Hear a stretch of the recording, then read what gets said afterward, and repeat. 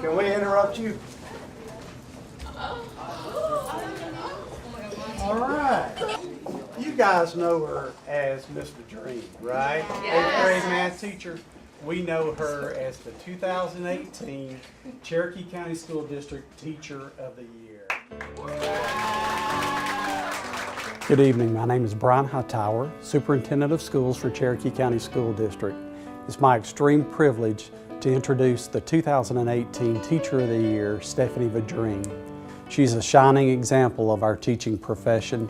She has shown that she is a tireless advocate for students. She's highly motivated, very determined, very capable. She's a real credit to her profession, and I know that I join our fellow teachers, our school board, and our leaders in public in congratulating her.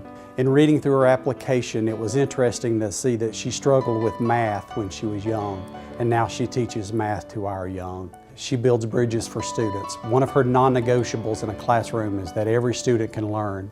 And she builds lessons around knowing her students and what their needs are, and tries to use real-world applications to make sure that they learn math.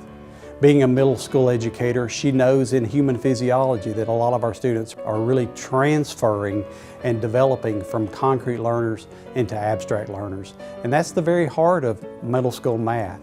She tries to take the abstract, provide concrete examples that students can ultimately bridge. She's highly capable. I think that's evidenced by the fact that she was selected as Teacher of the Year at her local school way back in 2001 at Etowah High School, and now again in 2018 at Woodstock Middle School. To me, that says sustained excellence over time, and I'm so proud that she's a member of the CCSD family. She's done a great job for the students of Cherokee County School District. We're so proud of her. Again, highly capable, highly accomplished, highly motivated individual. So proud of Stephanie Vidrine. I had an 8th grade math teacher who told me I would never ever be any good at math, and I totally believed him. I let that define my performance in mathematics. I had a teacher in the 11th grade, Elaine Pappas, and she was trying to describe a three-dimensional plane, and I just wasn't getting it. And she grabbed a marker and she drew out a three-dimensional axis in the corner of the room, and then she grabbed a ball and she graphed that ball where I could see it. She started getting through to me, and that's what I want to be able to do for my kids. Teach them how to problem solve and come at things from different directions. We will go down the 8th grade hallway and we will strip out squares that have the perfect squares in them, which is 1 and 4 and 9 and 25 and 16 and those numbers. And then we talk about the root of the square, or where the square comes from. And the square comes from the length of one side, because all the sides are the same. So now we have a connection between the symbol square root and an actual physical square that they can look down on the floor and see. They're looking at it as they walk down the hallway, they're stepping on it, and it's getting in their head. I don't care where they are when they walked in my classroom.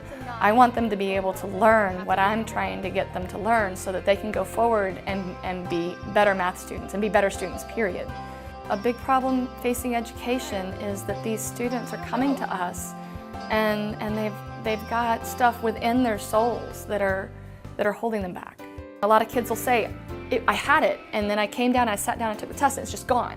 It's important to me that that anxious kid learns how to just take a breath and find a way to just calm down a little bit so they can show me what they know and not what happens when they get stressed out.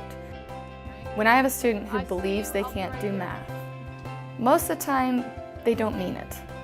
Most of the time they're frustrated and they feel like they're being left behind. And the first thing I've got to do is say, look, no, you wouldn't be in this class if you couldn't do it. Your teachers behind you believed in you. They knew you can do it. You're here for a reason. Let's figure out where this stuff is getting difficult for you, and let's work on that. And let's take it one piece at a time. Get that piece down, and then we'll add the next piece and add the next piece next and add the next piece. There's not a single person who comes in my room that can't do math. They can all do it. They're all my kids. They belong to me from the day they walk into my room until the rest of their lives. They'll always be my kids, and I tell them that, and they know that. I just try to get that personal connection with each child so that they know they have somebody in their corner. Got it? Yeah, that's my girl. My students inspire me. My students and my own children. I see my children going through the school system.